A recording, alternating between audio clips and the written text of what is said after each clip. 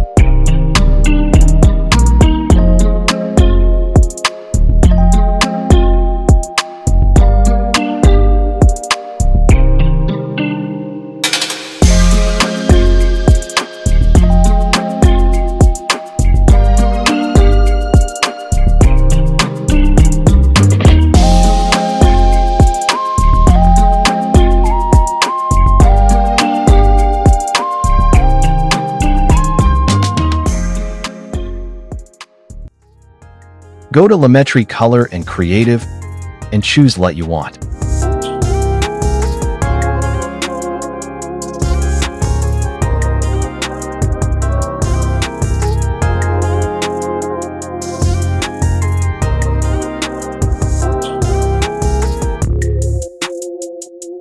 And you can choose for scrolling your mouse here.